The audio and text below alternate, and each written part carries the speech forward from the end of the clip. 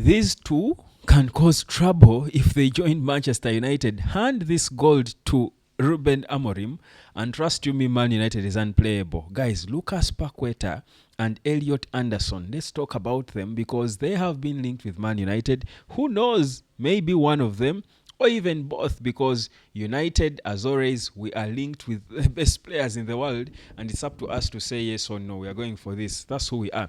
Welcome to the Night Sport. My name is Webb, and quick transfer talk here.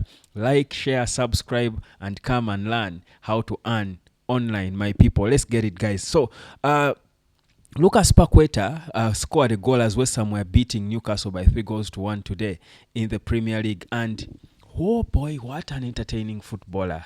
I don't think he does get the recognition he deserves because Paqueta is an entertainer. He's an attacking midfielder or a forward, can play on the wings, but can play as a 10. I strongly believe even as an 8, Paqueta can play. And he also gives you some defensive contributions, by the way. He's left-footed, typical of an Amorim player, I think, because I've said it several times how Amorim enjoys left-footed players. But Paqueta has got a certain flair to his game that is quite unusual. First of all, of a left footer playing in the Premier League, to have that confidence to do things that you rarely see. He will get a few skills from Zidane, put them together, a few from maybe a little Messi with his left foot. I'm not saying he's at Messi's level, but I'm saying the way Messi will beat off people in the middle, Paqueta has a bit of that with his little left foot. And he has got an energy that makes him, I think, even more scary, because usually such players who have got that skill and flair with the ball, that entertainment, do not really do things with... They don't have a lot of energy that drives them. They just do things natural and effortlessly. But Paqueta combines, and I'm not saying his energy is to effort, like he forces things with power. No. He combines his energy to boost the flair he has. And it makes him a bit different. I love to watch him. He runs through players in the middle, and you're thinking, okay, is this the Premier League? Why is he bossing it like it's some farmers league somewhere?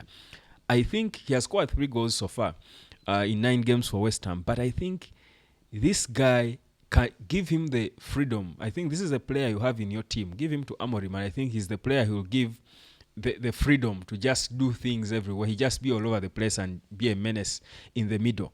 Now, where you place him in this Man United that has Mbuma and Cunha would be the debate. But what I've learned is that Amorim is not a one-trick pony. He just knows how to bring the best out of the players he has. And I think, whereas he's seen more of as an attacking guy, as a winger, I actually think play him as an 8 and put him next. Give him freedom, though, to keep him. Because even the midfielders today roam. You won't see clearly who the 6 or 8 is at times in this Amorim system. They keep running. Bruno keeps crossing with Casemiro.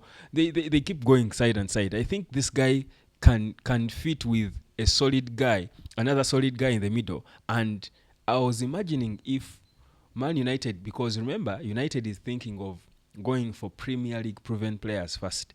Now, I know United, without a shadow of a doubt, will certainly sign 2 midfielders at some point, whether it's next summer or the summer after. If United went for Paqueta, who is 28, that's maturity, Brazilian international, and then Elliot Anderson, who was bossing us in the middle against Nottingham Forest, would that be a good balance? I actually think it can be an exciting good balance if you just keep on adding the other guys to come and drop back to support them and pack up the numbers, and of course the defenders coming in to invert themselves to the Luke Shaws and add on the numbers and support him when United doesn't have the ball. But with the ball, you're thinking Paqueta is the guy who's going to give you entertainment. Elliot Anderson as well will give you mature entertainment, if you get what I mean. He's not so fancy as a player, but he will entertain you with the maturity with which he plays football.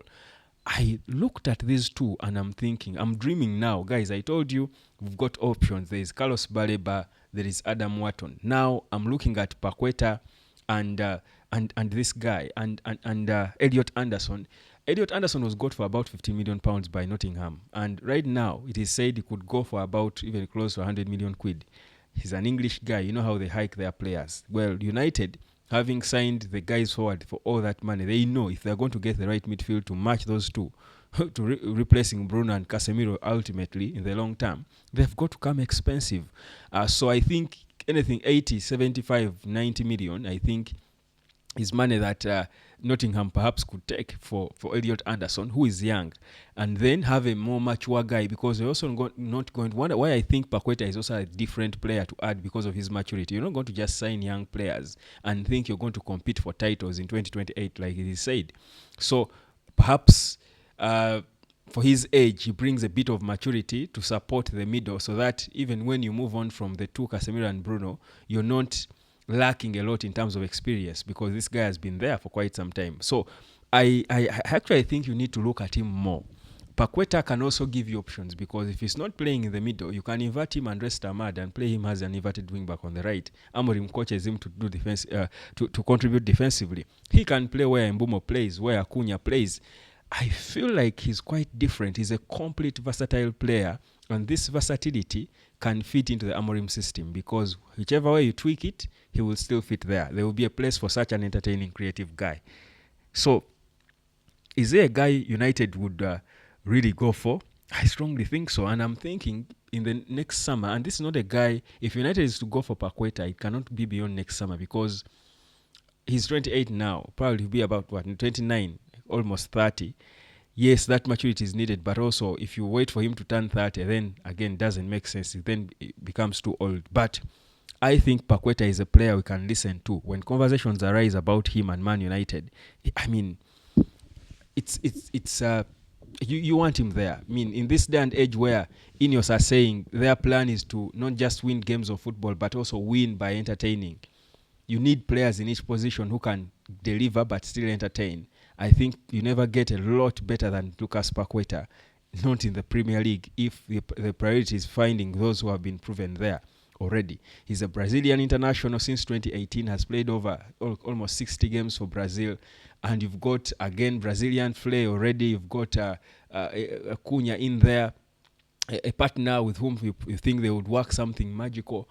Guys, I can pay attention to this guy. He's left-footed as well, so he's strong up there among the options. So with Baleba falling off slowly, of course, I'm not saying United has given up on Baleba, but there are options here, and this is not a Baleba position, but I'm saying if he's brought in with another guy, I think he can work well in the middle and still fit in the same team with Cunha, Mbumo, Ahmad. I don't know. Amorim can think of a way, but he's a brilliant player, just like Elliot Anderson is. So these two, there is a case in there. At least maybe one of them can be added to Manchester United in the future. In the future, you better be earning online. If you're not, my name is Webb. Let me know what you think about Lucas Paqueta and Elliot Anderson. How good do you think they are? How did they impress you over the weekend?